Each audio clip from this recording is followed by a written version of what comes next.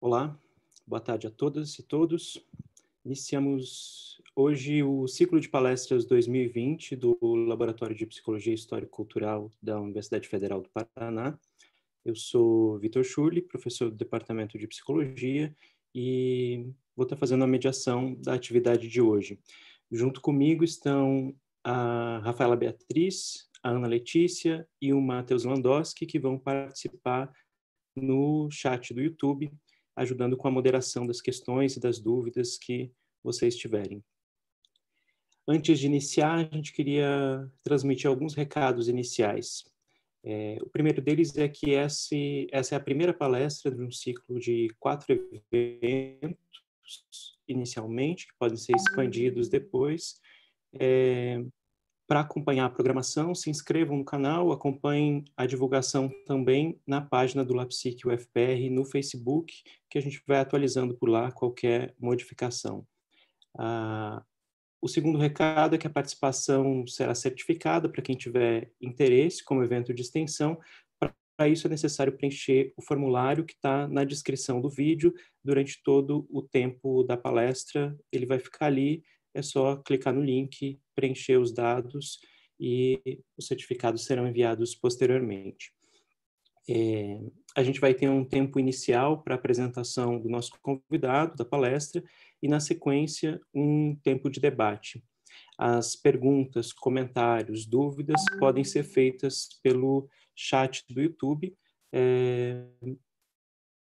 e os moderadores vão recolher para a gente poder apresentá-las ao Matheus logo depois da fala.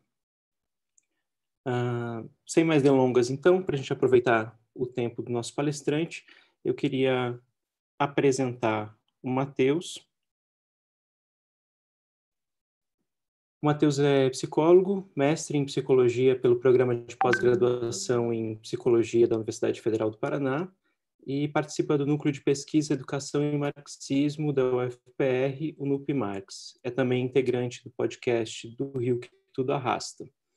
A fala do Matheus hoje é sobre a pesquisa de mestrado dele, sobre a praxis política na psicologia, e o título é A Praxis Política da Psicologia no Brasil, o compromisso social e uma perspectiva marxista. Matheus, pode ficar à vontade, use seu tempo, e aí a gente parte para um tempo de debate depois da sua fala. Perfeito, Vitor. Obrigadão pela apresentação, obrigado pelo convite a todo mundo.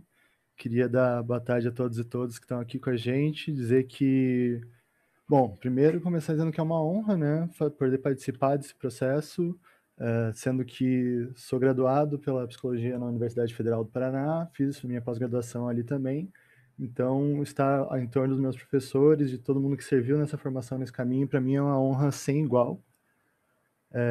Vou tentar manter certinho, de acordo com o combinado, de acordo com o meu programei, para a gente ter tempo aí mais que suficiente para ter uma horinha, mais ou menos, de pergunta e resposta. Caso, né, haja possibilidade, vou me alongando. E, enfim, espero que todo mundo goste e vou dar o pontapé, então. Bom, espero que esteja todo mundo ouvindo bem. Eu vou agora, basicamente, entrar em como foi esse processo da dissertação e explicar um pouco os resultados que a gente chegou nela e tentar trazer isso já como uma forma de colaboração para estudos futuros, né? Eu defendi essa dissertação em maio, tive o professor Bruno, que faz parte do laboratório, também estava na banca, foi um prazer, e vou aqui basicamente explicar como se deu, né? Quis pesquisar muito sobre a questão da política, né, a partir de uma base marxista para a psicologia, mas de modo que não entrasse, né, com uma psicopatologização dos fenômenos políticos, nem da psicopatologização da luta de classes. Basicamente, eu queria entender o que a gente poderia definir como essa política, nesse sentido, a partir de Marx e Engels e no marxismo, e quais as contribuições que isso se deu e dá para a psicologia. Uma maneira que eu achei disso, que a gente achou nesse processo, se desenhou no trajeto da dissertação, que foi basicamente debater como se dá a categoria de praxis na filosofia marxiana e marxista, passar para esse debate sobre quais as concepções presentes de política em Marx e Engels durante suas principais obras e seus principais comentadores, basicamente, e ao fim trazer um breve esboço de como a psicologia se desenvolveu no Brasil e como ela está até hoje, de acordo com os principais pesquisadores da área.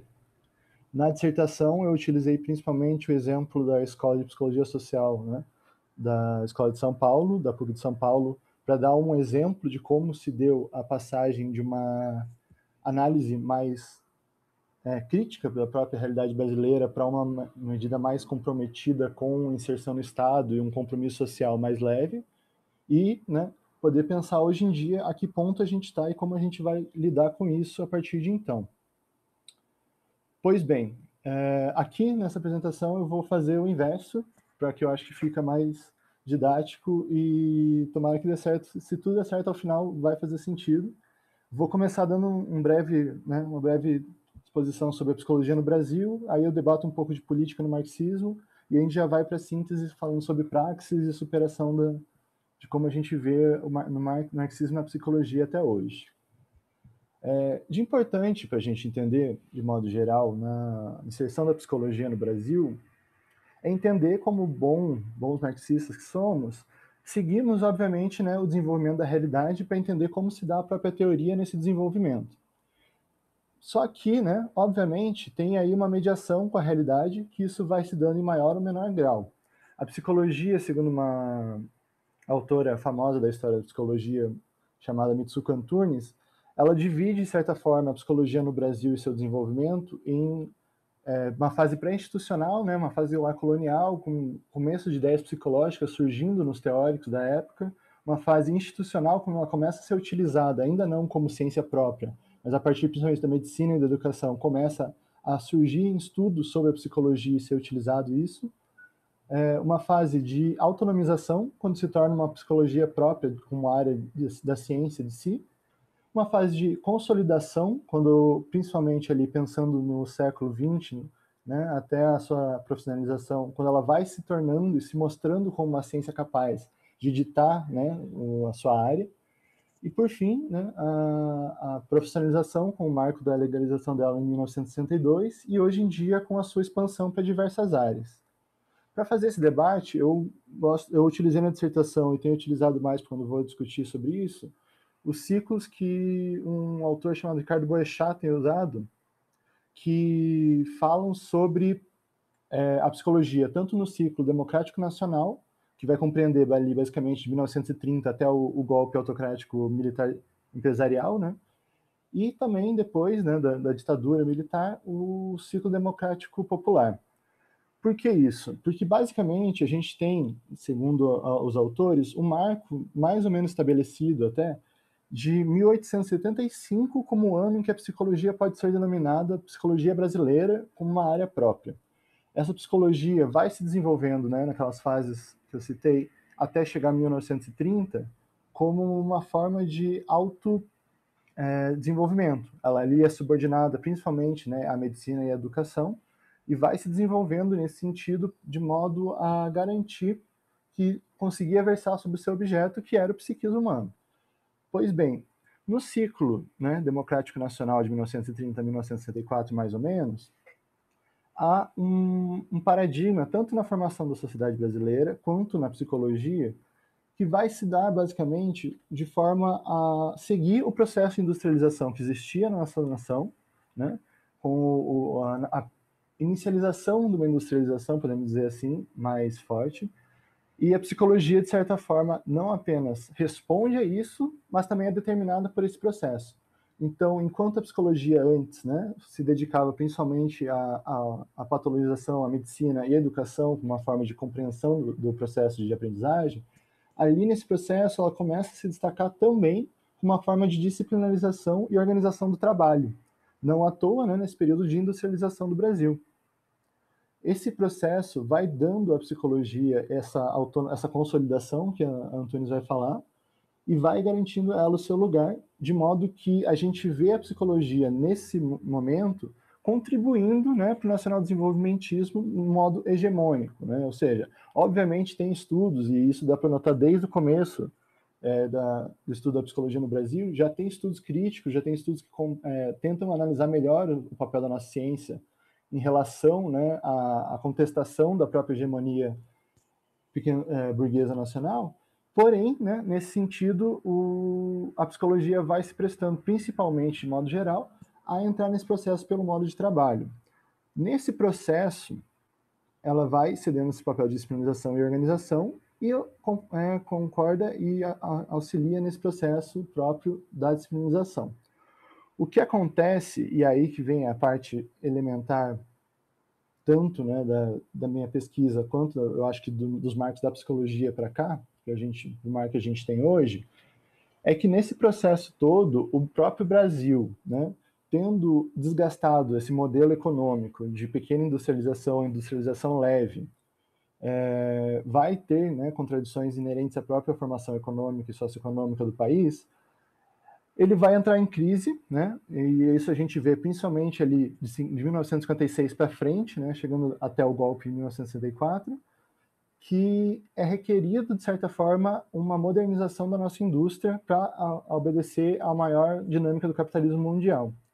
O que ocorre, e isso passando super por cima, usando basicamente o Zé Paulo Neto, Florestan Fernandes, Ottaviani como base, o que basicamente ocorre é que a burguesia nacional, né, frente a esse desafio, opta por ser muito mais conivente com o capital internacional e, né, em apoio ao golpe militar, acaba cedendo esse espaço ao próprio capital internacional, inaugurando uma nova fase mais intensa da exploração capitalista no nosso país.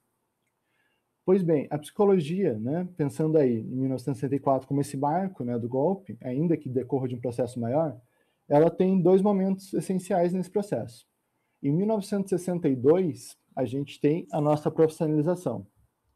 A gente está falando, né, da lei de 4.119, que vai versar sobre a disposição principal das atribuições do psicólogo enquanto uma categoria profissional regulamentada. A gente chega, né, ou seja, a gente se regulamenta, a gente aparece legalmente como uma profissão disposta nesse período de crise do processo de organização econômica e, basicamente, logo em seguida do regime autocrático burguês por meio da ditadura militar. A psicologia, então, nessa incipiência em si como área, ela já vai ter que lidar com esse problema, que ela se prestava a ser essa disciplina regulamentadora e regulamentada pela organização do trabalho que está mudando, e, ao mesmo tempo, está vendo esse nível de exploração aumentar drasticamente, o nível do país, obviamente, tanto em nível político quanto econômico, né, ser muito mais intensificado, e ela exige resposta ao mesmo tempo que não bata de frente, digamos assim, com a formação estatal que está se dando ali na ditadura militar. Nesse sentido, a psicologia ela passa a oferecer a alternativa de mostrar algumas perspectivas mais individualizantes, de modo a mostrar que não é uma alternativa ou mesmo uma ameaça à ordem social, né? Pensando ali burguesa militar, ao mesmo tempo que na sua inserção nesse contexto surge, obviamente, o germe, tanto nos movimentos sociais quanto na própria psicologia, de movimentos contestatórios. Ou seja, a gente está vendo ali, principalmente depois desse processo todo, uma psicologia que começa a se preocupar e começa a vislumbrar muito mais explicitamente, diante da contradição da realidade, a necessidade de olhar o próprio papel que ela está desenvolvendo, né? Como eu falei na dissertação, eu utilizo principalmente a psicologia social da Escola de São Paulo, porque é inegável o papel e a influência que tem, né, gigantesca na nossa disciplina até hoje, e também porque ela, literalmente, né, a partir de vários teóricos, de vários processos que estavam se desenvolvendo ali, consegue dar essa resposta de modo à questão que era perguntada, que era, olha, aqui o social influi dessa maneira na subjetividade. Talvez a gente precise desse modelo mais rebuscado de compreender a dialética da realidade com a subjetividade, de modo que não escape a própria conformação brasileira que está se dando a isso. Esse mecanismo próprio vai se dar, né, com o aporte, a importação do aporte marxista que estava já em desenvolvimento há muito tempo, assim como, né, a importação dos psicólogos da Troika, assim como a importação de outros psicólogos marxistas, que estavam nesse debate até então, e disputando ali justamente essa concepção hegemônica do que era uma subjetividade, o que levava essa subjetividade a se conformar daquele modo. Isso, pensando, né, nesses lustros da ditadura militar, tem um processo de desenvolvimento cada vez mais crítico diante da própria intensificação das contradições no regime ditatorial, né? Há, obviamente, né, perseguições, há, obviamente, um processo de avanço e retrocesso que vai se dando nessa questão, e conforme, né, o próprio desenvolvimento da ditadura militar, a gente vê a passagem, né, de 1964 ali até, basicamente, o Zé Paulo Neto vai considerar como o regime da autocracia burguesa, propriamente dito, vai até 1979, pensando ali no governo Figueiredo como a transição já, vai mostrar essa alternativa possível, que vai ganhar força, né? E quando chega o momento do processo de redemocratização, ele lá em 1985, até a Constituição de 1978, a gente tem uma alternativa, não somente essa, obviamente, né? Mas a gente tem uma alternativa bem fundamentada, capaz de oferecer instrumental teórico e prático a fazer alternativa a essas visões que estavam em hegemonia, né, no individualismo capitalista, e capaz de, né, pautar uma transformação real da sociedade. Se a gente viu no processo de intensificação da autocracia burguesa o que ocorre, né, o que se dá, né, propriamente na realidade que foi vivido aqui no nosso país, então aqui temos uma alternativa, enquanto psicologia, capaz de, em consonância com o marxismo, com esse marxismo que se importou, né, oferecer uma alternativa. Com o processo de redemocratização, a gente tem algo que o Oswaldo Hajime Yamamoto, a própria Mitsuko Antunes, o próprio professor Bruno, em sua tese de doutorado, vai descrever, que é um processo de...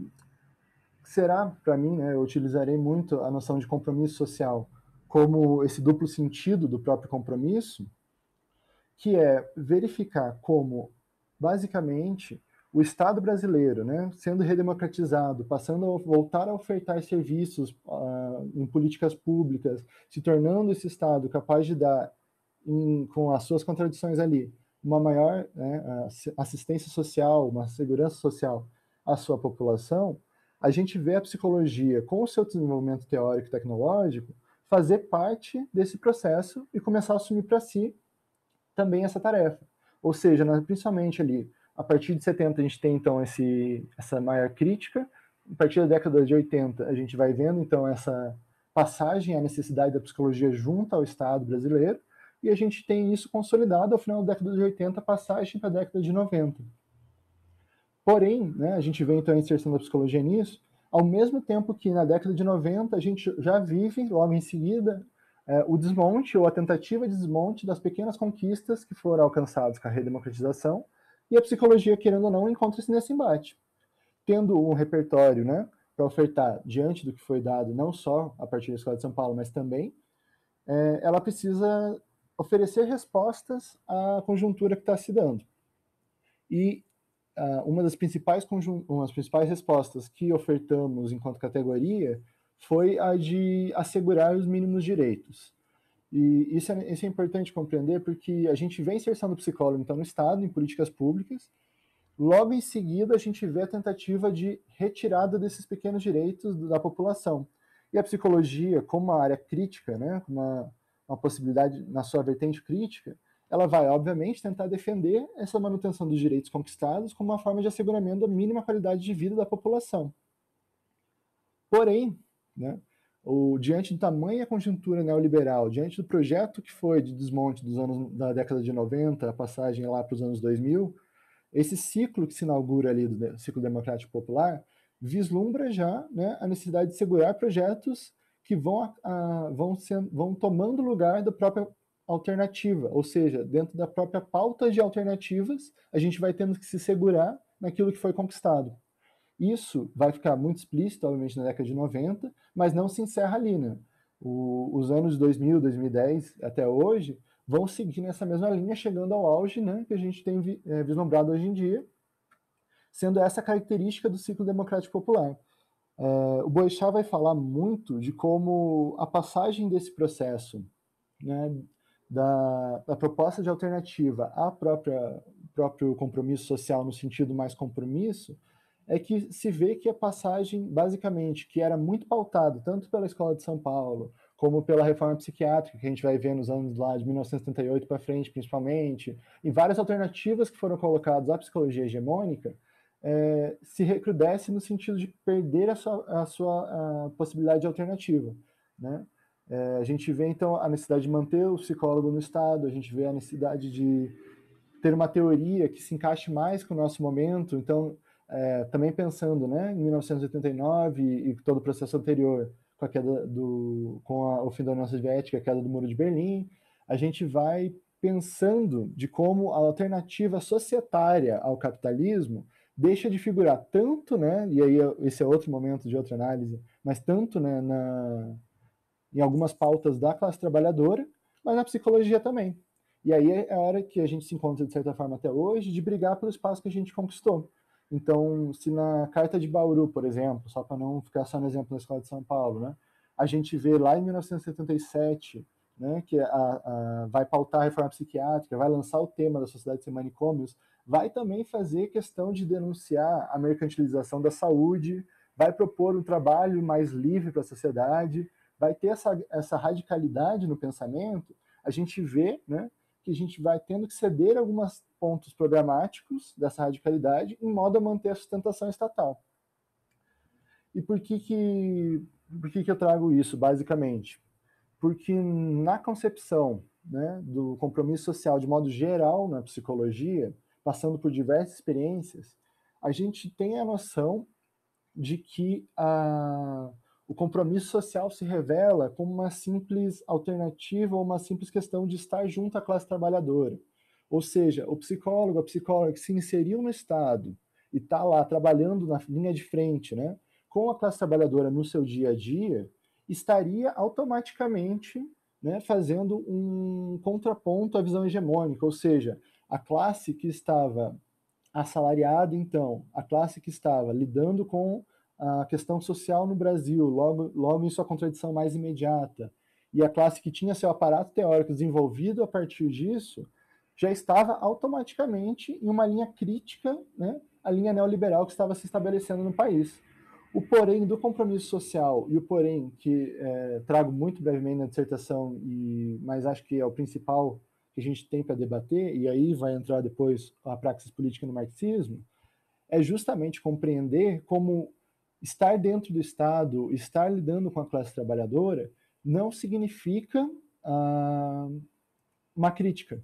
Pelo contrário, né? A gente tem estudos a rodo, assim, e ainda que falte muito, tem estudos de muita qualidade do ponto de vista da história da psicologia, e aí eu cito principalmente o Fernando Lacerda Júnior, que tem um artigo sobre capitalismo dependente Brasil, que é sensacional, que ele vai falar, o que aconteceu, né, não foi que a psicologia deixou de ser um serviço elitizado, pelo contrário, ela basicamente passou a ser um serviço que não pôde, basicamente ficou mais pobre, sabe? Não é porque ela desenvolveu uma crítica à elite que ela se juntou à classe trabalhadora, mas sim porque ela se percebeu e teve que se perceber enquanto classe trabalhadora lá embaixo também. Então, esse compromisso social é um avanço gigantesco, obviamente, no sentido de que a psicologia lá do nacional-desenvolvimentismo, né, do ciclo de 1930 a 1964 e a hegemônica na ditadura militar, ela de fato era uma psicologia profundamente comprometida mais com as elites, né, as assim chamadas elites do nosso país, de modo a garantir como uma ciência do capitalismo dependente brasileiro. Isso é sem dúvida. Agora, o romper com esse compromisso social e a passagem para uma próxima etapa, aí que foi onde se deu esse processo de redemocratização e aí que a gente acabou tendo que lidar com esse recrudescimento do próprio neoliberalismo. Então, a alternativa que, né, na minha opinião, na opinião de diversos teóricos que aqui eu uso e vou defender, a alternativa que tinha o nome de socialismo deixou de aparecer. Passou a ser alternativa à emancipação nacional, passou a se chamar emancipação social, ganhou diversos nomes que aquele principal que deveria ter. E por isso, hoje em dia, por exemplo, a gente vê, né, com a inserção das ONGs da psicologia nos anos 90, esse processo todo, a gente vê, de certa forma, essa dificuldade que a gente tem de poder pautar isso como um próprio ponto de vista. Só que se pensar, se analisar, né, tanto pela minha pesquisa quanto pelo que a gente tem trabalhado, a gente sofreu, enquanto psicologia histórico-cultural e enquanto psicologia social de modo geral, a gente sofreu muito para disputar essa hegemonia teórica nacional e dos conselhos, sindicatos e tudo mais, para demonstrar como as condições sociais determinavam também o psiquismo e a gente precisava debater elas. A hora que a gente assegurou isso, a gente deixou de passar para o próximo ponto. E é por isso que hoje é difícil também a gente voltar a esse debate desse ponto mais radical. Não que não seja, obviamente, importante, né, esse outro momento. Porém, né, a gente tinha, né, todo um aparato teórico, instrumental e prático capaz de oferecer essa alternativa, de divulgar essa alternativa, né, e debater com essa alternativa. E hoje em dia a gente está nesse momento de, obviamente, pensando em 2020, pensando a conjuntura no nosso país, pensando o tamanho do que vem pela frente, não apenas, né, na tamanho do buraco e da questão que a gente tem no ano de 2020 no Brasil sobre Bolsonaro, essa alternativa vai ter que figurar novamente, tanto teoricamente quanto politicamente, o que não, obviamente, não é dissociado. E aí, né, bom, segura, esse é basicamente o terceiro capítulo da dissertação, onde vai ser a parte mais intensa de debate, e segura isso aí que vai ser basicamente um resumo do resumo da história da psicologia no Brasil em relação ao desenvolvimento próprio nacional. O que eu fiz anteriormente para chegar nesse momento, e acho que aqui vem um pouquinho de interesse a gente, é entender por que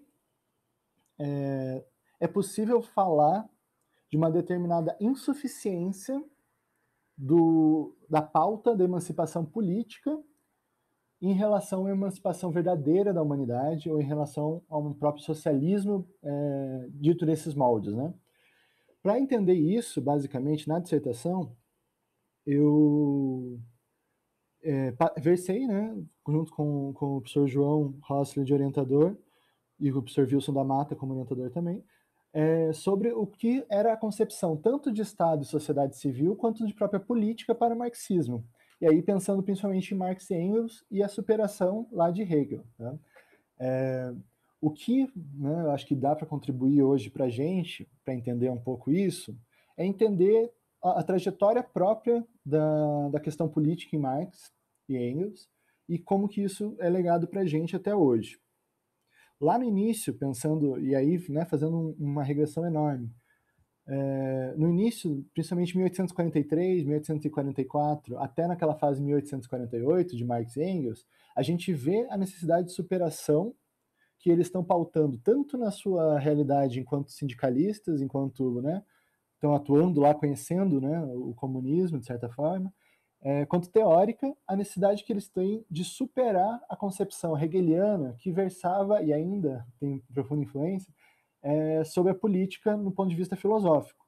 Hegel, de modo muito geral, em 1820, com a sua filosofia do direito, vai debater sobre a importância de, para juntar, para superar as questões das contradições, de modo geral, entre a sociedade civil, a gente precisaria de um Estado ético capaz de universalmente abarcar a todas e todos, capaz de fornecer instrumental para que essas particularidades se subsumissem à própria figura do Estado.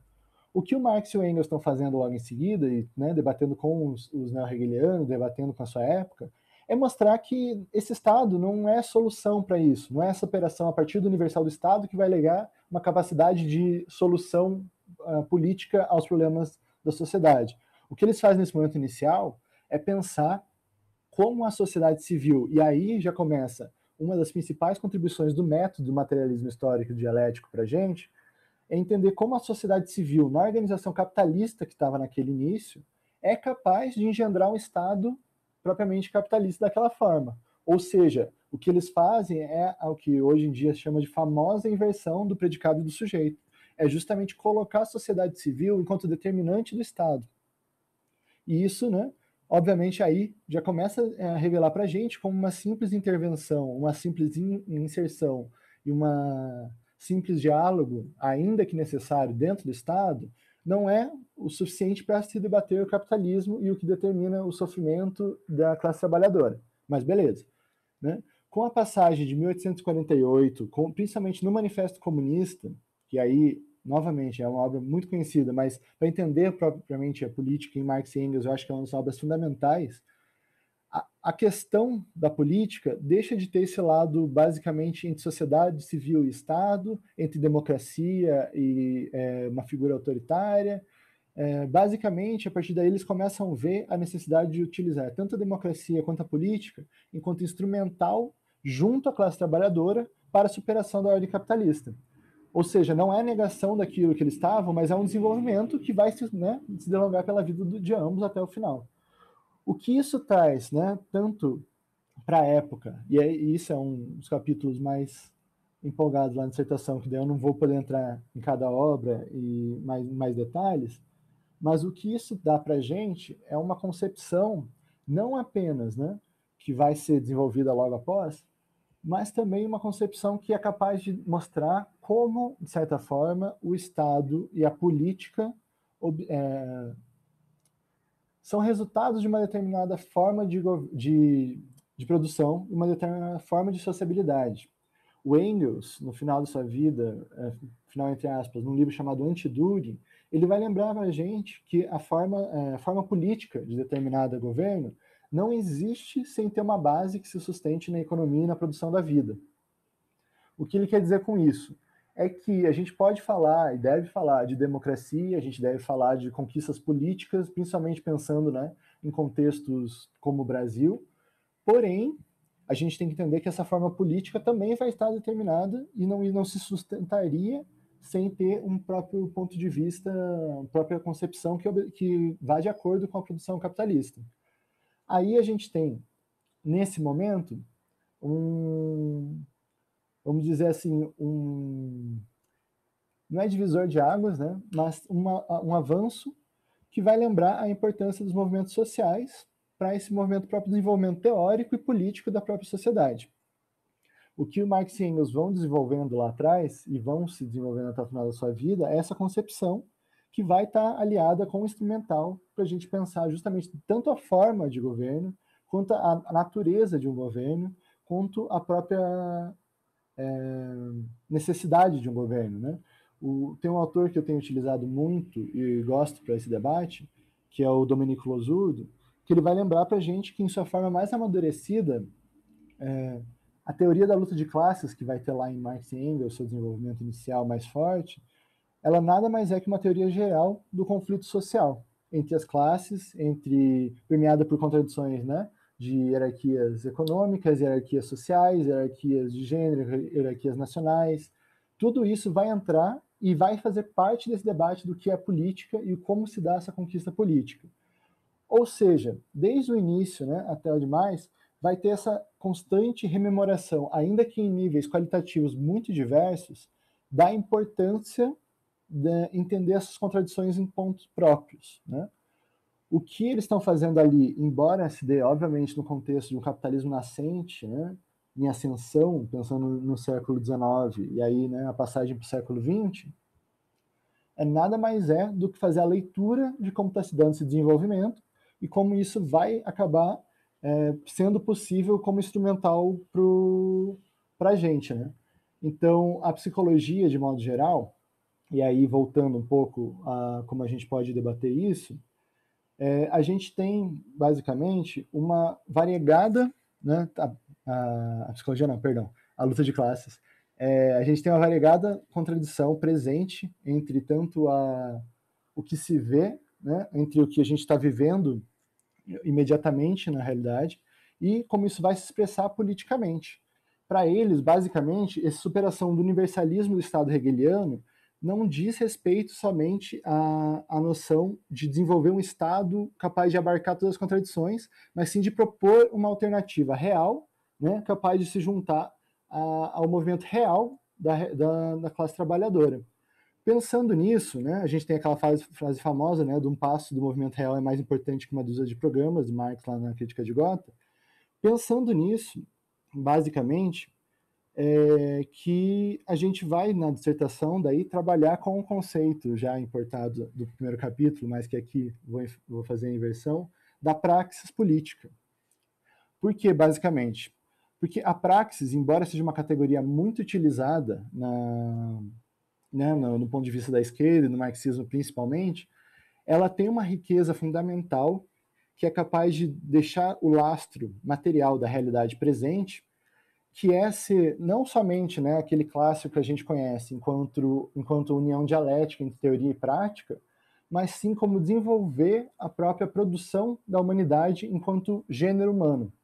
Ou seja, a praxis, ela ajuda a gente a pensar como tantas ações, né, no ponto de vista da produção propriamente dita e ou seja, da realidade concreta, né, mais imediata, até o ponto de vista um pouco mais afastado, seja compreendido enquanto um produto da subjetividade, da objetividade humana.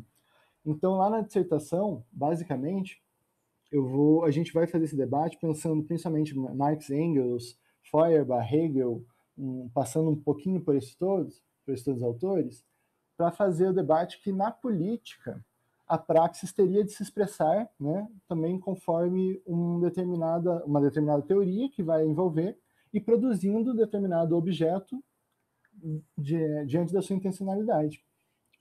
Há um autor chamado Adolfo Sanches Vasquez que ele vai falar que a filosofia da praxis, né, a praxis em si, ela é o ponto elementar do marxismo, certo? Porque releva e revela como o próprio marxismo é uma necessidade de uma filosofia capaz de submeter e, ao mesmo tempo, produzir na realidade uma transformação. Pois bem, aplicado isso à política, a gente tem, segundo esse autor, basicamente a disputa entre classes e grupos, tanto pela organização quanto pela produção da vida social, seja isso de modo imediato ou permeado pelo Estado, pela figura do Estado, principalmente o Estado moderno. Pensar nesse sentido, a gente vê que a praxis política ela pode, né, tanto ser uma praxis progressista, no sentido de transformação em determinado nível de progresso para uma classe ou um grupo. A gente pode falar de uma praxis política reacionária, conservadora, ou seja, uma praxis política que não almeja transformar a realidade, mas sim conservá-la ou até alterá-la a ponto de resgatar algum progresso anterior.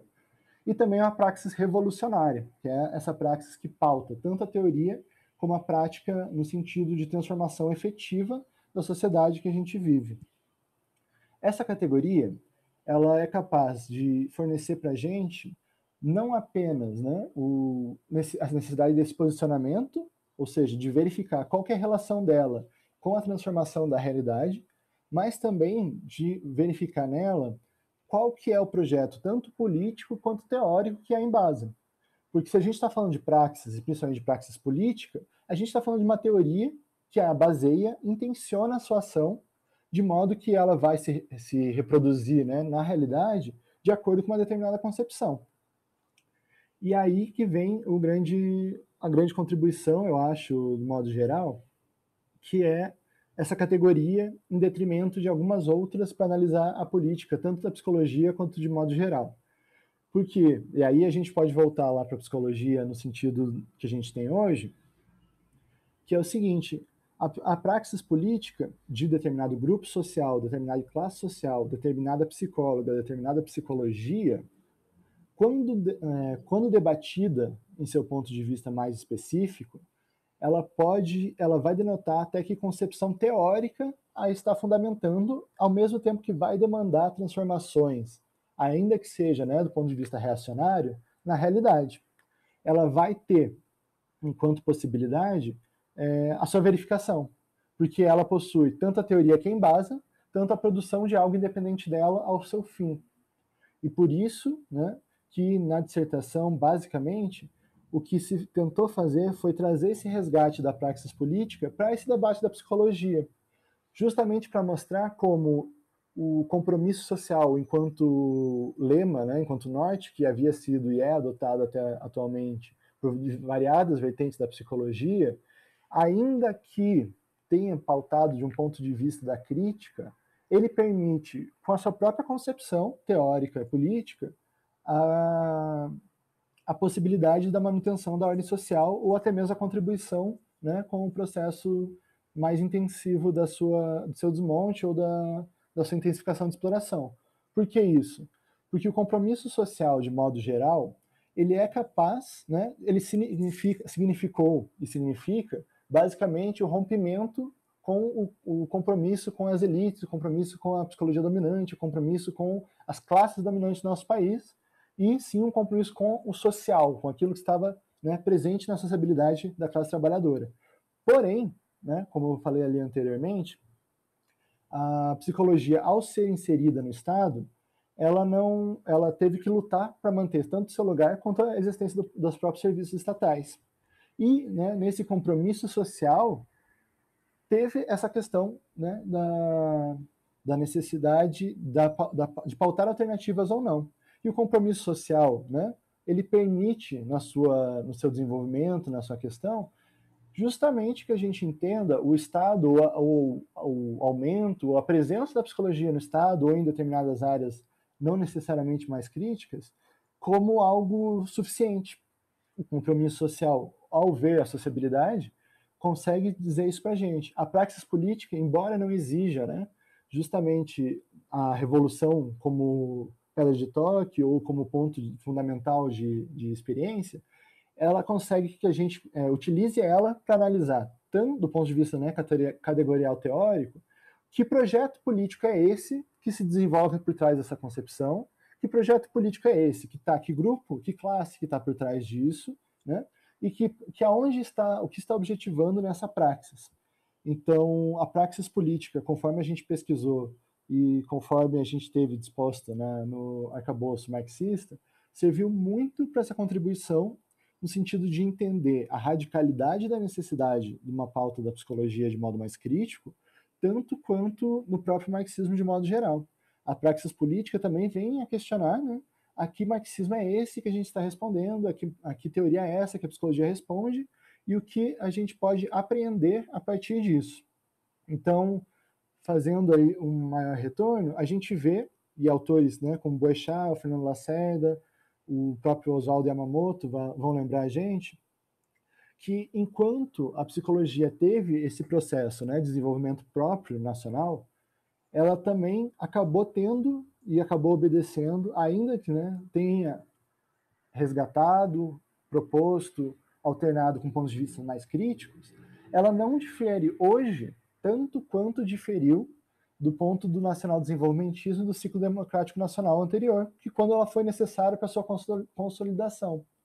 A psicologia, portanto, ela tem e teve que achar não apenas, né, a ponte entre aquilo que ela tem como teoria, mas também a realidade da questão da população brasileira. E para isso, né, a gente tem muito importante tanto os estudos da escola, né, da Escola de São Paulo, mas também um autor que tem sido mais estudado recentemente, pelo que eu tenho visto e acredito, que é o Martim Baró. O Martim Baró, que é um psicólogo salvadorenho, ele vai lembrar para a gente que não adianta a simples importação dos marcos teóricos e políticos da psicologia de outros lugares para serem replicados aqui. Se a gente juntasse, né, essa concepção do Martim Baró com a própria praxis política, a gente teria a capacidade de analisar da onde está sendo e com que sentido está se dando essa importação teórica e política para as nossas bases das nossas práticas. Porque pode, né, não estou fazendo aqui, obviamente, uma retomada de tipo, essa prática é crítica, essa prática não é, essa prática é correta, essa não é. Todas as práticas e todas as inserções da psicologia vão estar submetidas a determinada teoria, e aí esse setor que a gente precisa começar, né, começar não, mas ressaltar enquanto o nosso objetivo.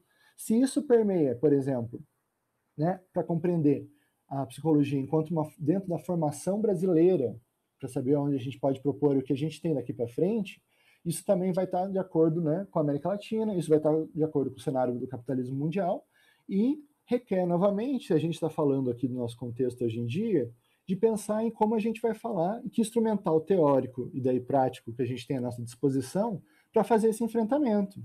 Porque se a gente vê, né, que depois da inserção da psicologia no Estado, depois das políticas públicas que a gente conseguiu, depois de árduas conquistas da classe trabalhadora em relação a isso, se a gente está nesse estado, né, apesar dessas conquistas, é porque a gente precisa retomar ou o que estava dando certo, que levou até aquele momento, ou, né, a radicalização do nosso arcabouço teórico, de modo geral, para pensar o que vai vir daqui para frente.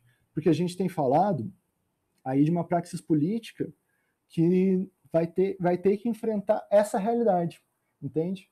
Então, basicamente, a praxis política auxilia nesse sentido, né, de entender essa questão. E aí a gente pensa lá, né, na política de Marx e Engels e do Osurdo, que vai falar da luta de classe enquanto conflito social, a psicologia, tanto em seu nível teórico quanto prático, vai ser chamado para responder isso.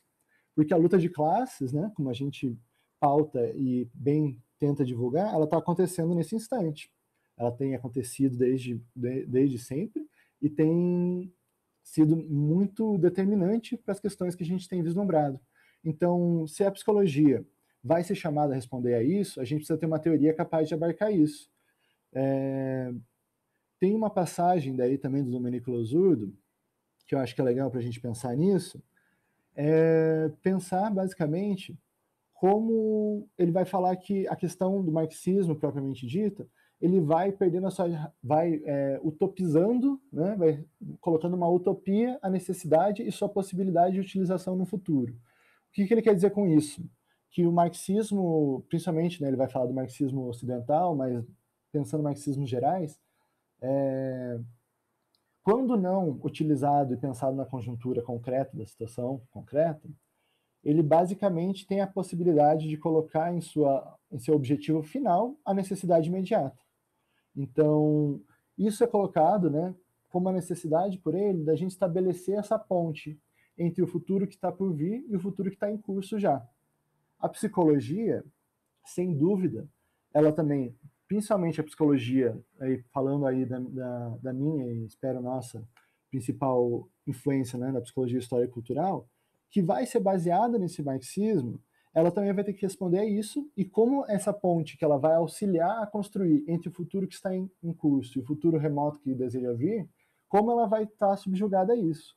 Porque a gente precisa ter essa praxis política bem delimitada e isso vai ser, obviamente, ponto de disputa, ponto de, né, de necessidade, ponto de grandes confrontos no próprio conflito social, e é assim que deve ser. Porém, a praxis política não deve se excusar de dizer da onde vem.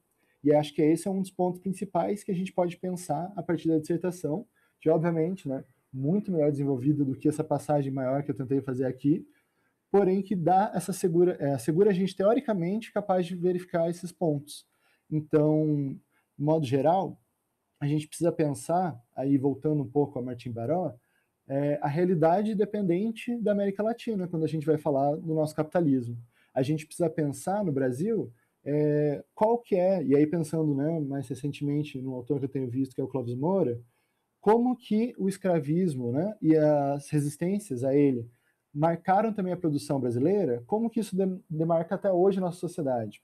Como que a psicologia vai falar e versar sobre isso?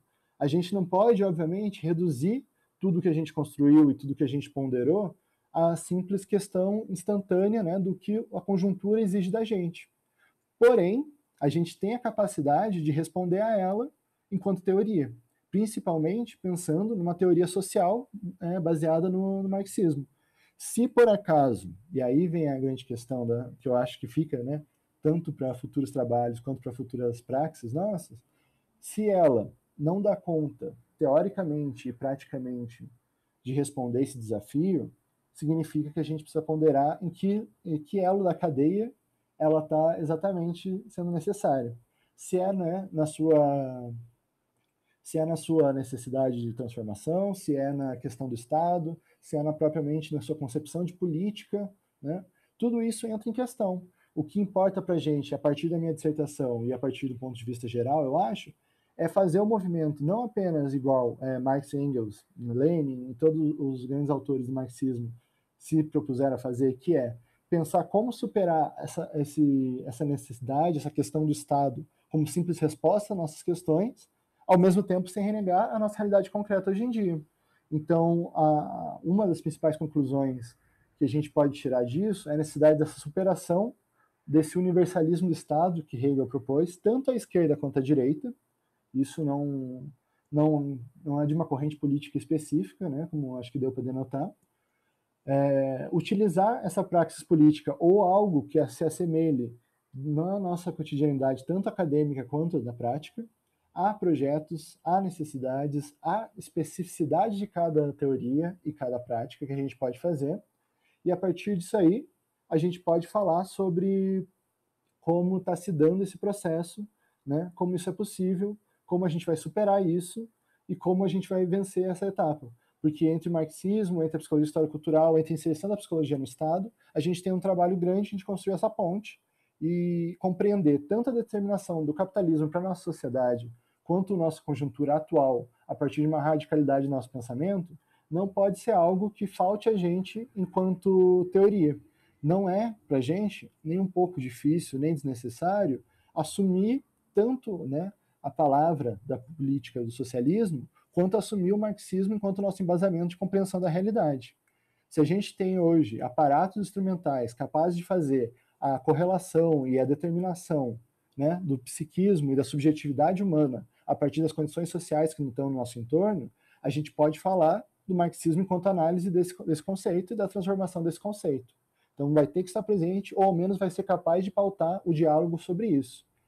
E, bom, eu vou dar uma acalmada antes que eu entre no outro lado, mas porque eu acho que tem perguntas muito interessantes para a gente debater sobre isso, mas principalmente eu acho que a síntese desse processo, tanto da minha dissertação quanto do que eu tenho debatido aqui e no modo geral, é que assim, é uma frase que Martim Baró traz para a gente, que, se eu não me engano, é de 1986, que ele vai resumir basicamente os anseios tanto, né, dele quanto desse movimento todo que eu tentei trazer das pessoas que têm estudado a psicologia e têm proposto alternativas a elas e está pautando esse novo momento.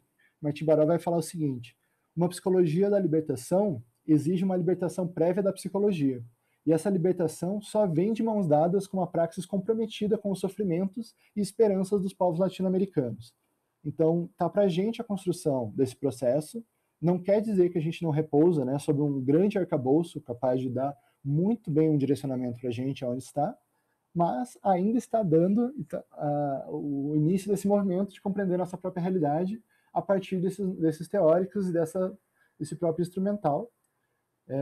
E a gente vai desenvolver isso enquanto coletividade, a gente vai desenvolver isso enquanto, né, um conjunto de pesquisas de alta qualidade que já têm sido desenvolvidas e vão ser desenvolvidas enquanto compreensão e intervenção da realidade, e é para isso que a gente vai fazendo o que a gente faz.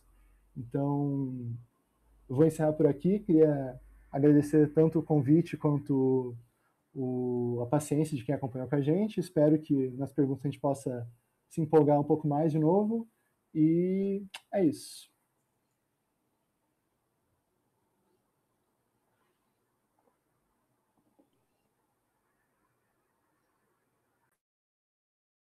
Obrigado, Matheus. A gente que agradece você estar com a gente, compartilhar essa pesquisa. Acho que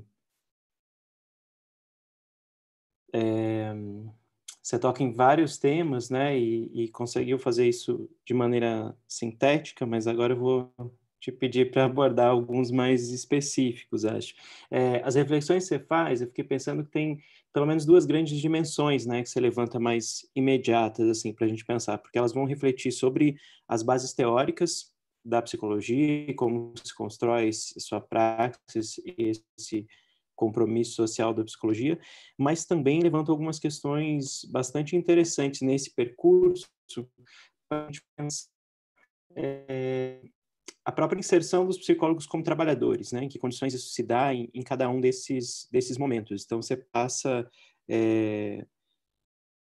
por esse primeiro momento de uma ciência voltada ao nacional-desenvolvimentismo, para até a construção, né, de uma contestação dessa hegemonia individualizante, para construir uma possibilidade de alternativa, né? E aí, uma primeira pergunta que eu faço assim, para você é você falou da praxis política e do compromisso social permitindo, né, nessas bases, a possibilidade, inclusive, de uma defesa de manutenção da ordem, né, da forma como ele se constrói. Enfim, alguns autores vão discutir, por exemplo, o uso do conceito de cidadania, né, enfim, como um limite ou como um expoente máximo dessa prática. Quais categorias centrais você vê que por onde passaram essas construções teóricas da psicologia como uma alternativa de contestação, né, a partir da década de 80, nesse movimento que você chama de garantia dos pequenos direitos, né, de também conseguir fazer para avanços, mas ao mesmo tempo manter aquilo que se conquistou dentro do Estado. Uma outra questão que eu colocaria é um pouco posterior a esse momento, né? Você passou por isso rapidamente ali. Se a gente pensa a década de 80 e essa transição da década de 90, acho que onde está isso é a Virginia Fontes, né? Quando ela discute essa passagem ali desse momento da década de 90 do SUS e aí como isso hoje. Então, a década de eixo próprio, quando a questão de eixo para um programa que a gente chama de capital imperialista, que é nesse momento em que o capital consegue modificar parte da estrutura legal do Estado, inclusive, passa a gerir mais diretamente as políticas sociais pela via das OS, das fundações, né? Acho que a psicologia é uma profissão que passa bastante por isso, porque nesse momento da década de 90 está muito pouco inserida, né? Diferente de outras profissões da saúde, como a enfermagem, como a medicina, está muito pouco inserida no SUS, vai se inserindo depois e vai passando por isso, né? Então, atua muito junto a ONGs e depois vai passando por essa precarização, que eu acho que diz desse movimento dentro do Estado, mas também das condições de trabalho, né? Que o psicólogo tem para desenvolver. Então, seriam essas, e tem algumas perguntas aqui do chat também. Matheus, pode comentar mais sobre como a praxis da psicologia pode atuar no sentido da emancipação humana nos serviços públicos, considerando a luta de classes e os interesses dos usuários e do Estado? E outra pergunta é, numa prática fora do Estado, como você entende que a psicologia pode atuar na direção da emancipação humana? Você conseguiu me ouvir, Matheus? Porque eu acho que a minha conexão estava ruim em algum momento. Tá. Eu acho que a gente tem mais algumas perguntas, mas aí a gente dá um tempo para você responder e faz as outras na sequência. Pode ser? Pode ser. Bom, acho que todas, de certa forma, tanto as perguntas que você fez quanto que estavam no chat, elas versam um pouco sobre o que a gente vai entender, né, sobre a função do Estado na sociedade e a possibilidade tanto da emancipação humana quanto da emancipação política. E eu vou tentar, acho que vou meio que dar uma aglomerada para passar por tudo. Se eu esquecer de alguma coisa, pode retomar depois. Bom, isso que você traz do imperialismo, da discussão sobre o papel do Estado no capitalismo monopolista, é algo que na dissertação teve mais tempo de debater e que a gente está ainda em debate, né? Pensando tanto a autora como a Virginia Fontes, quanto autores do marxismo mais atuais, a gente tem debatido as implicações disso, né? Para a realidade tanto brasileira quanto do capitalismo mundial. Porque se, né, aí voltando lá ao marxismo mais antigo, se a gente tem lá em Marx e Engels, né, a noção de como a economia política e a determinação social da produção da vida vão começar a engendrar processos que logo após a gente vai chamar de imperialismo, a partir de Lenin, e principalmente Lenin e Rosa Luxemburgo para mim, a gente vai ter essa noção de Estado imperialista, enquanto esse Estado que serve de modo mais direto, né, enquanto um gestor dos monopólios estabelecidos pelo capitalismo. Isso, obviamente, é uma das coisas que traz uma das grandes contradições sobre a questão do Estado, né, tanto para a teoria marxista quanto para a psicologia, no ponto de vista de como ela vai se portar em relação a esse próprio serviço, que querendo ou não, é onde grande parte da psicologia, principalmente após os anos 80, vai acabar se dedicando, né?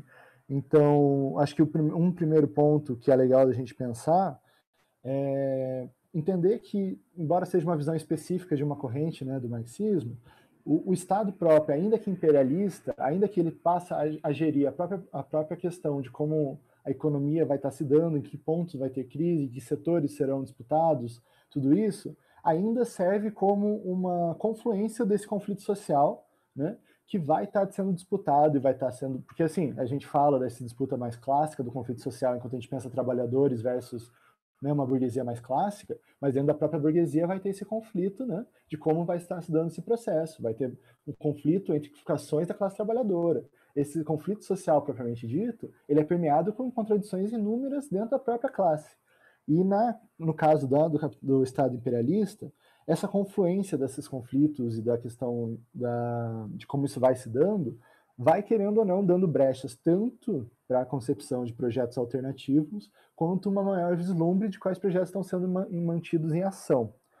Por que eu digo isso? Porque eu acho que quando a gente pensa, né, qual praxis que a gente está falando aí enquanto dentro e fora do Estado, ou que praxis é essa que a gente vai poder desenvolver enquanto na manutenção da ordem, a gente tem que entender que é possível, né, por exemplo, né, pensando dentro do Estado, o movimento da reforma psiquiátrica, a luta antimanicomial do Brasil, serve para a questão da praxis política como um grande exemplo teórico e prático, que demonstra justamente como a união, né, a própria organização da classe trabalhadora em torno de um debate da psicologia também, né, em relação ao Estado também, é capaz de gerar frutos inúmeros no sentido de um avanço na própria luta de classes.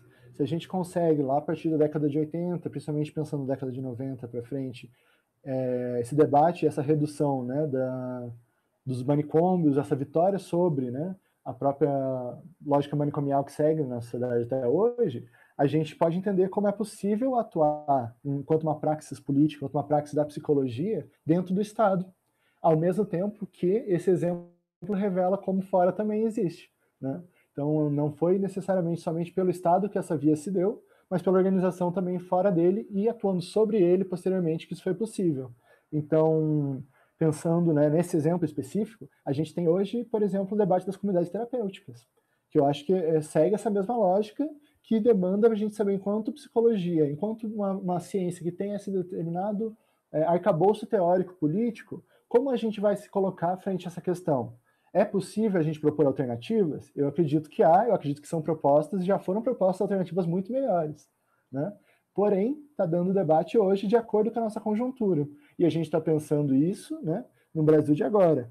Agora, isso vai se dando conforme a conjuntura específica. Queria eu, né, obviamente, falar que, como já aconteceu e acontece, vira e mexe, que determinada modalidade da psicologia é uma modalidade reacionária, ou determinada modalidade teórica da psicologia é conservadora. Eu acho que sim, obviamente, vão ter modalidades que vão ser por isso, mas não se resume a esse modelo. Se a gente já teve, né, uma visão, por exemplo, daí já trazendo um pouco a popularização da psicologia, se a gente teve, por exemplo, em 1978, 1979, um alcance de 5 a 15% da parcela das pessoas a uma psicologia, a um serviço de psicologia, na clínica principalmente, a gente sabe como essa alternativa mudou e sabe como o arcabouço teórico foi necessário para a gente superar essa questão. Agora, se hoje em dia a gente tem uma expansão disso, a gente precisa ver em que buracos estão ocorrendo. E isso é algo que eu acho que junta muito bem com a questão dos anos 90, né, das organizações sociais, das ONGs, e como isso vai se dando para a psicologia. Porque, segundo o Yamamoto, Fernando Lacerda Júnior e demais autores, o que aconteceu também, e que aí é fundamental, tanto para a praxis política da psicologia lá, quanto para a gente hoje, é algo que revela uma possibilidade muito grande, que foi o seguinte: a gente conseguiu essa inserção no Estado, né, teve que disputar esse espaço no Estado, e assim que conseguiu, né, a gente precisou de um arcabouço teórico que não existia até lá, ou existia em modo reduzido. Então, como a gente vai atuar, por exemplo, né, nessa questão, como se atua no Estado de determinada modalidade no serviço público? Isso está sendo desenvolvido, né, obviamente com maior e menor grau de acordo com o desenvolvimento da própria teoria, mas também está dado para disposto para a gente ver justamente nesse buraco entre a teoria e a prática conquistada, aonde que estava faltando. E se, né, tem esse buraco, tem a possibilidade de desenvolvimento de uma teoria. Tendo esse desenvolvimento, a gente pode pensar em que sentido essa teoria e essa política estão se desenvolvendo. Então, principalmente o Oswaldo Yamamoto, ele vai marcar muito, né, como um profundo conhecedor da história da psicologia brasileira, como essa passagem dos anos 90, a psicologia acabou sendo empurrada, né, entre aspas, para as organizações sociais e para as ONGs, virando o famoso terceiro setor. Ou seja, entre a sociedade civil e o Estado, a psicologia estava lá como essa organização que dava auxílio à questão social. E segundo ele, junto também com demais autores, esse papel trouxe essa nova dificuldade. A gente vê um papel que era quase fundamentalmente ligado à questão social, lidar com as mazelas do capital, com o pauperismo capitalista, e como a gente ia lutar com isso a partir dali. Nas ONGs, por exemplo, trouxe esse grande outro momento, que é isso, está no Estado, mas não está. Qual é exatamente, qual setor, se é o setor privado, setor público, como isso estava se dando? Isso não é, obviamente, né, um resguardo a responder exatamente qual é a praxis, justamente porque, como tem falado falar, tem uma direção, né? Tem uma direção que eu pauto e acho que vários autores pautam. Mas entender que a inserção da psicologia nas ONGs em determinadas camadas do Estado acabou reduzindo esse próprio buraco que eu falei anteriormente entre a teoria e a prática. O que aconteceu, né, segundo o Fernando Lacerda, principalmente, é que além desse rebaixamento do salário, que trouxe basicamente a psicologia para a classe trabalhadora, foi também que, em vez de desenvolver nesse buraco teórico que tinha entre uma prática desenvolvida e essa nova inserção, seja em ONGs no Estado, o que aconteceu foi que, em vez de desenvolver uma teoria crítica, ou uma teoria minimamente mais à frente da luta, por exemplo, pela solução dessa questão social, aconteceu e ocorreu muitas vezes simples importação em modelos teóricos políticos anteriores. Por isso que esses autores vão julgar, né, pela sua pesquisa e pelo seu próprio desenvolvimento, que não é tão estranho achar resquícios do nacional-desenvolvimentismo e o ciclo nacional democrático nacional na teoria psicológica, muitas vezes presente em serviço do Estado. Porque é nesse arcabouço, quando faltou, né, para a prática, foi lá atrás que foi encontrado, que era justamente quando a psicologia estava se consolidando juntamente ao Estado. Então, essa coincidência não é simplesmente do ponto de vista de temporalidade que seria diferente. É justamente porque a psicologia estava cumprindo, tanto nos anos 90, principalmente, né, nos 90, 2000, a mesma função, salvo suas especificidades, que ela estava desenvolvendo lá.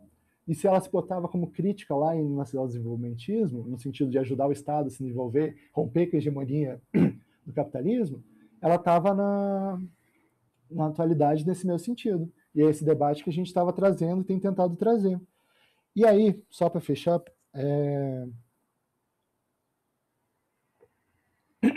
a praxis política fora do Estado, daí, pensando aí na emancipação,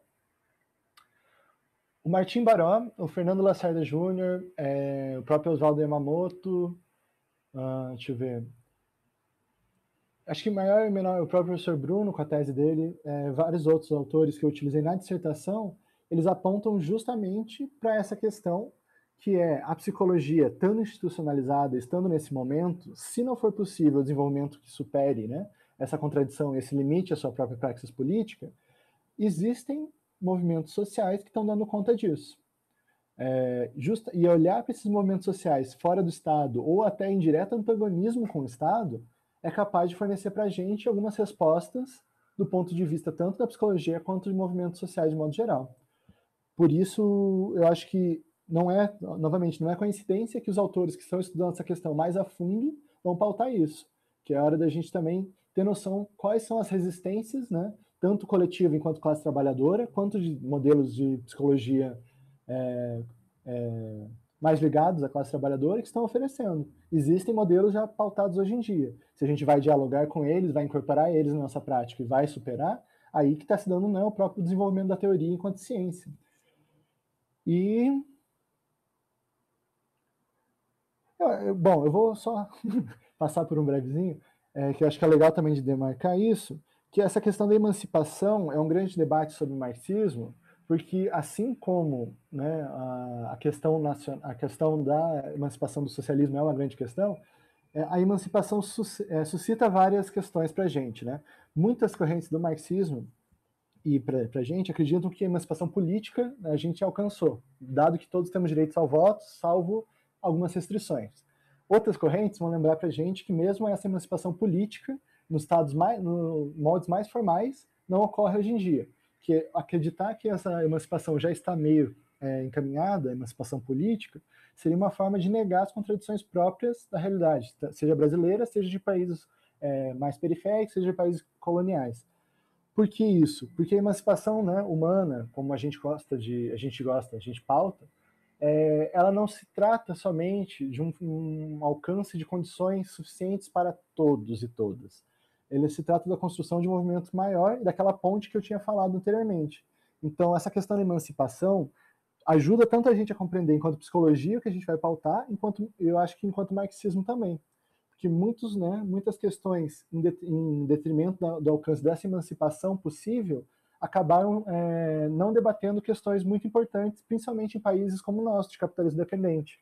Então, a emancipação muitas vezes faz a gente, permite a gente pautar momentos maiores, né, obviamente, porém, também pode complicar para a gente falar em alguns momentos muito específicos da nossa realidade. Eu acho que falar de emancipação humana e pensar como a gente pauta isso é uma maneira meio didática de entender como se dá o próprio debate da praxis política.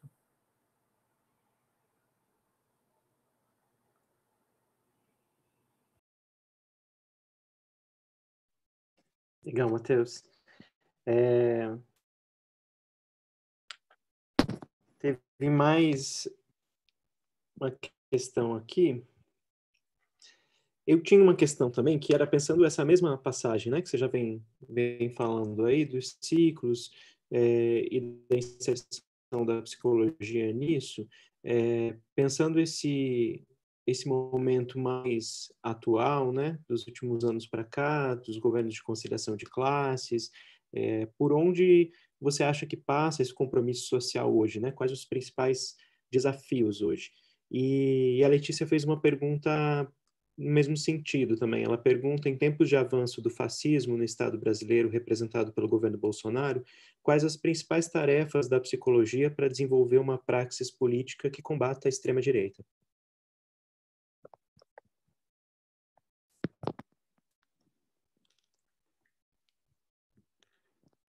Vamos lá. Como essa é simples, eu acho que a gente pode deixar só essa, né, por enquanto. Bom, como enfrentar... Tá, vai ser intenso. Eu acho que essa questão para a gente serve também muito bem para pensar. Acho que as duas se ligam muito bem. Acho que não dá para, né, debater a que ponto chegamos sem debater a conformação tanto da economia quanto da política brasileira nas últimas décadas. E eu acho que, obviamente, isso vai ter legados à psicologia que vão ser necessários. Eu vou começar pelo fascismo e extrema-direita, que eu acho que casa muito bem com algo que foi justamente o intuito da minha pesquisa. Quando eu iniciei esse movimento da pesquisa, foi em 2018, no mestrado, a gente já tinha, né, começando a se desenhar, ainda que, né, muito antecipadamente, não imaginando o tamanho da questão que ia ser, essa conjuntura. O que eu queria muito fazer era justamente esse debate da política que trouxesse tanto a questão do fascismo, quanto a questão da extrema-direita, quanto a questão de praxis conservadoras e reacionárias, para o nível da psicologia, mas não no sentido de psicologizar esses fenômenos, mas justamente poder ter esse diálogo com a psicologia de forma a abstrair daí a riqueza real que se tem nessa conjuntura, né? Então, se a gente vislumbra isso, seja em notícias, seja em entrevistas, seja em textos mais acadêmicos até, a gente vê justamente o contrário, eu imagino. Hoje em dia tem muito ocorrido essa psicologização do fascismo e da extrema-direita, e, né, os exemplos disso surgem a todo momento para a gente, que é basicamente como o fascismo como uma doença entre sequenciais aspas, uma doença mental. Eu acho que a praxis política, pensando nesse sentido, ajuda nisso, desvelar que essa desrazão creditada ao fascismo e a movimentos mais reacionários não é uma desrazão, mas tem uma razão muito específica de ser e fruto de uma capacidade muito específica de atuar. Ao mesmo tempo que a gente tem que fazer a frente a isso, né? Como que é justamente a pergunta. A frente a isso, eu acho que vem junto essa reafirmação tanto da nossa história quanto da nossa pauta. Por que mais ou menos isso? Assim, Porque quando eu encerro, por exemplo, a minha fala falando da importância de pensar os movimentos sociais, né, da libertação, de como está se dando isso, e como isso é importante para a psicologia enquanto área acadêmica, é justamente porque essa reaproximação não serve somente como fruto de uma riqueza teórica capaz que a gente vai ter que alcançar quando chegar o momento, mas sim porque essa riqueza teórica está disposta lá, e é com ela que a gente vai ter noção das condições sociais que estão permeando a sociedade, capaz de entender não apenas como se forma e como se formará, né, mentalidades, psiquismos e posições políticas expressamente fascistas, mas também qual que é, da onde que está vindo isso no sentido de contrapor a isso. Então, o como enfrentar isso, e isso eu falo no sentido tanto para a gente, psicologia histórico-cultural, quanto psicologia social, quanto psicologia em geral, eu acho que é sem medo acertar determinados debates que tem dentro de campos teóricos maiores e acatar a muitas visões que a gente tem capaz de fornecer auxílio a isso. Por que eu falo isso? Porque, né, a gente pode até se pautar pelo marxismo e ter determinados marxismos que a gente não conversa, porém, há também formas da psicologia muito comprometidas politicamente que não respondem ao marxismo. Que, né, pelo que me embasa, pelo método que me embasa e pelo que tem dado, eu acho que é uma das opções não, é a opção que a gente tem também de compreender a realidade. Então, essa aproximação com os movimentos sociais não vem com um distanciamento do nosso arcabouço que a gente tem construído. Pelo contrário, eu acho que é justamente nessa síntese que a gente vai ter a possibilidade de avançar enquanto teoria. O Domenico Losurdo, ele tem uma passagem no livro A Luta de Classes, que é fundamental para a gente ver isso, que ele vai falar que o pensamento burguês, principalmente, né, lá no século XIX, mas do século XIX para frente como um todo, ele vai ter duas alternativas, de certa forma, que ele vai lidar com as contradições de cunho de colonialidade, de racismo próprio dele, de questões que incomodam, entre aspas, o funcionamento normal do capitalismo.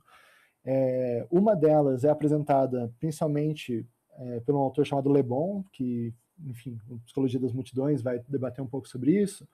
Ele vai explicar, né, algumas questões como do ponto de vista da psicopatologia, alguns fenômenos políticos, justamente nessa psicopatologização da vida e das questões. E o Losurdo vai falar, ó, esse é um modo que eles escamoteiam a luta de classe real. A questão nacional, por exemplo, a questão da racial, por exemplo, principalmente pensando no país como o Brasil, é a forma concreta que a luta de classe assume aqui. A psicologia vai atuar nisso, nessa luta de classe específica. Né? E daí a outra forma que o Losurdo vai falar para a gente é justamente como no preconceito étnico, racial, colonial. Que é justamente isso. Não é, do ponto de vista, se não é psicopatológico, não é digno de ser estudado também. A psicologia, principalmente pensando na psicologia, que, querendo ou não, deriva de um legado teórico que vai vir do pensamento burguês capitalista, não pode se colocar, obviamente, do lado disso. Ela tem que justamente entender essa contradição enquanto realidade, e aí sim eu acho que o fascismo e a extrema-direita podem sim ser pautadas como algo contrário à própria psicologia, porque não tem, né, uma justificativa, a gente não empresta, teoricamente, uma justificativa a esse fenômeno político. Pelo contrário, a gente mostra que o fenômeno político está se dando de uma determinada conjuntura e a gente atua, enquanto psicologia, de modo geral, contra isso. Vitor, só perdão que eu me perdi aqui. Qual foi a primeira pergunta?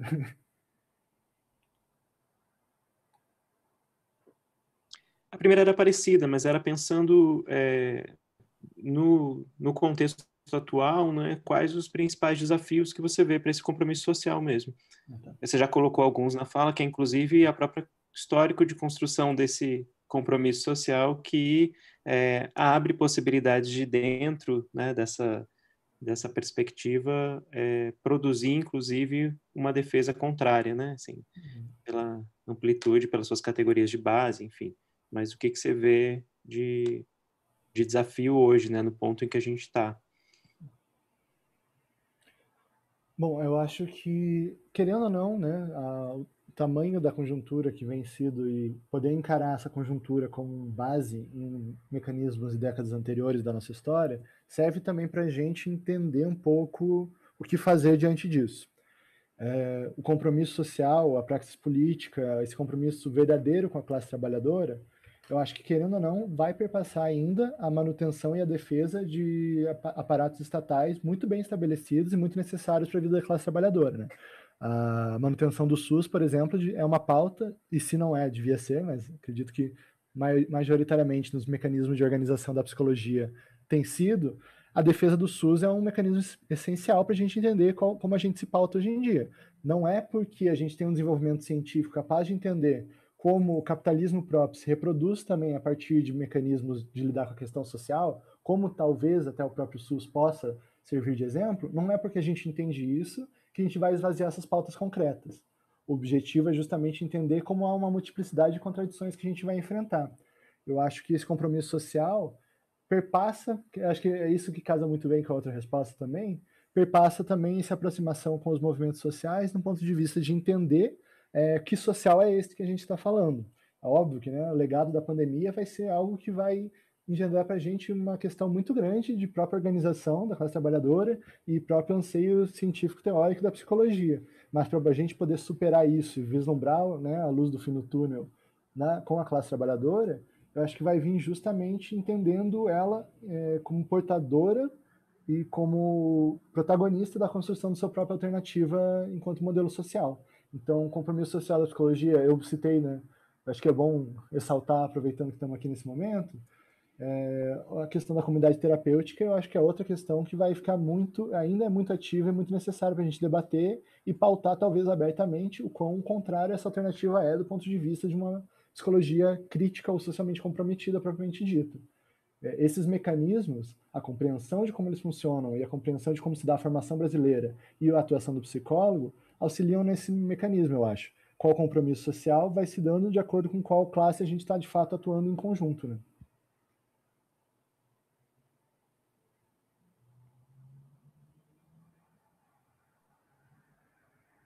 Legal. Obrigado, Matheus. Que as suas provocações vêm num momento bastante importante mesmo, né? Porque é isso, a gente está no momento de ataque à classe trabalhadora, no momento de defensiva, no momento de crise econômica, crise sanitária, de desmonte das políticas sociais, né? De uma briga pelos fundos públicos que passa pela precarização do trabalho na saúde, na assistência, na educação, mas também da população que depende desses serviços, né? E aí isso nos faz repensar, inclusive, o que é, né, a defesa por essas políticas e como nos colocar nessa defesa, já que a atuação no Estado não é necessariamente sinônimo de compromisso social, né? Ou de que o compromisso social defendido de maneira ampla pode conter dentro dele defesas de categorias que permitam, inclusive, o seu contrário, né? Ou uma manutenção da ordem, né? Então, acho que nos provoca nesse sentido, acho que é um momento bastante importante para isso. Queria novamente agradecer a sua disponibilidade, avisar que quem não preencheu ainda o link, o formulário de inscrição, ele está na descrição do vídeo, mais alguns minutos. E queria passar para você fazer suas considerações finais.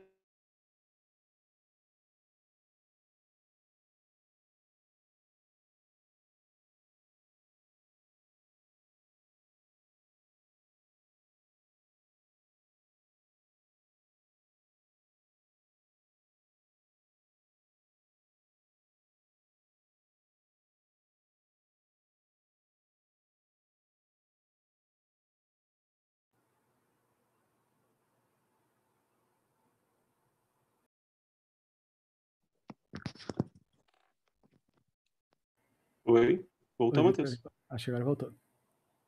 Aconteceu a mesma coisa daquela hora. Fechou o aplicativo e voltou. Você me ouviu até onde? Considerações finais. Isso. Ah, então foi tudo. Vê se você quer fazer uma consideração, enfim, aí eu faço o fechamento depois disso. Já Uhum. estamos no tempo. Beleza.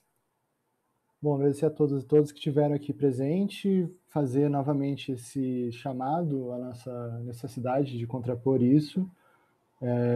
A gente está, querendo ou não, vivendo uma conjuntura muito específica, tanto na realidade brasileira quanto na realidade mundial, pensando tanto o capitalismo que a gente tem vislumbrado mundialmente em sua crise mais próxima, chegando logo mais, e especificamente no Brasil, enquanto sua conjuntura política, tanto interna quanto sua relação externa, vão ser, obviamente, desafios enormes, mas como destaquei um pouco antes na fala, eu acho que a gente não está despreparado para encarar e desenvolver respostas a isso. Eu acho que tanto o que a gente tem de acúmulo enquanto organizações coletivas frente a retrocessos que já ocorreram anteriormente, tanto como o ponto de vista de produção teórica disponível para a gente, enquanto legado de uma classe trabalhadora que está aí há séculos produzindo fontes alternativas de viver a sociedade, permitem a gente entender e pautar uma mudança real frente à sociedade que está entrando em colapso num ponto de vista quase literal.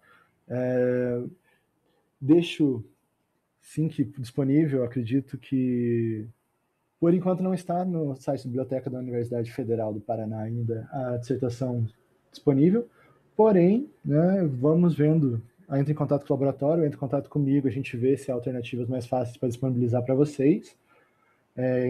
Queria dizer novamente, né, que esse foi, querendo ou não, uma grande passagem muito rápida por tudo que acabamos desenvolvendo nesse trabalho.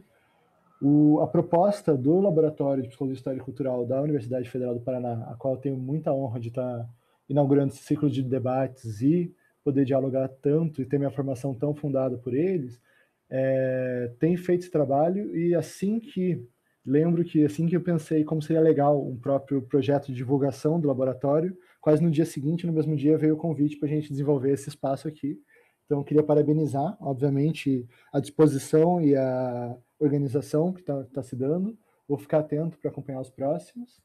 E, por fim, eu queria lembrar que, assim como foi dito aqui nas minhas falas e como acho que ficou meio presente a todos e todas que estão vivendo essa conjuntura, a gente sabe o rigor teórico que é necessário, que a gente tem que enfrentar, tanto do ponto de vista da realidade, quanto do ponto de vista da teoria que a gente tem acumulada.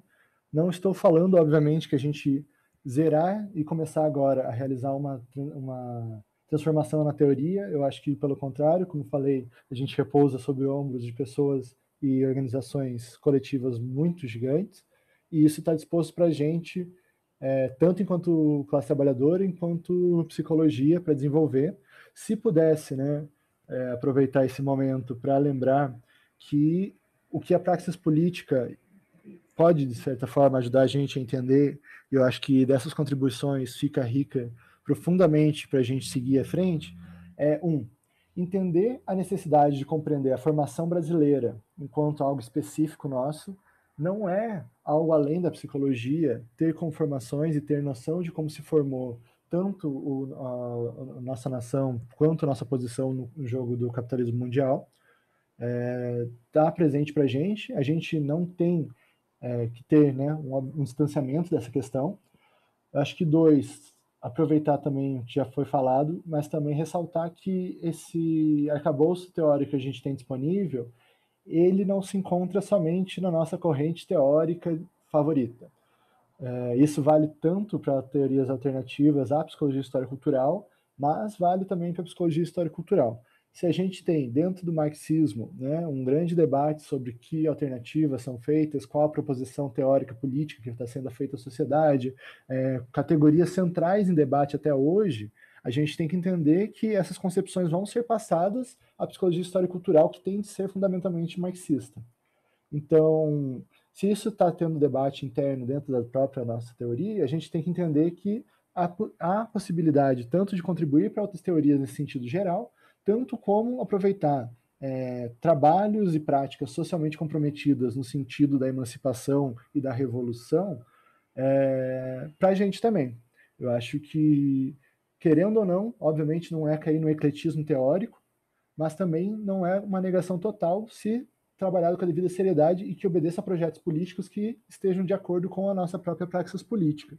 E por fim, eu acho que já foi falado muitas vezes, mas eu vou ressaltar, eu acho que não é muito distante para a gente, tanto nesse momento histórico, tanto enquanto psicologia, ressaltar a fundamental importância e a necessidade categórica, basicamente, de utilizar o marxismo enquanto teoria, enquanto intervenção, enquanto possibilidade de disputa instrumental teórica para a própria compreensão e intervenção da realidade.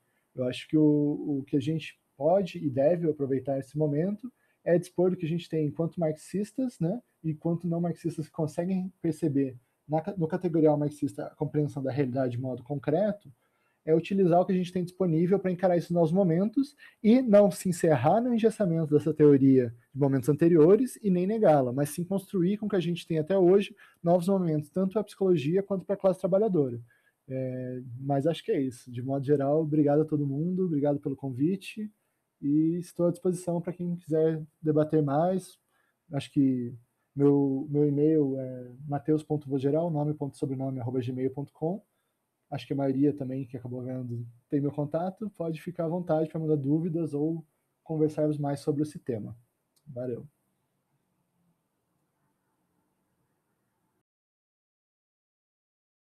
Que a gente agradece novamente a sua disponibilidade, a sua participação. Agradecemos também a todos e todas que acompanharam, que participaram com as perguntas. Esse ciclo de debates continua com mais um debate em agosto e 2 em setembro. Nossa próxima palestra vai ser na segunda-feira, dia 24 de agosto, nesse mesmo horário, com a Letícia de Souza Ribeiro. O título da apresentação dela vai ser Diálogos entre a Psicologia Histórico-Cultural e o Feminismo Marxista. A programação pode ser acompanhada pela inscrição aqui no canal ou pela nossa página do Facebook do LabPsique UFPR. Obrigado.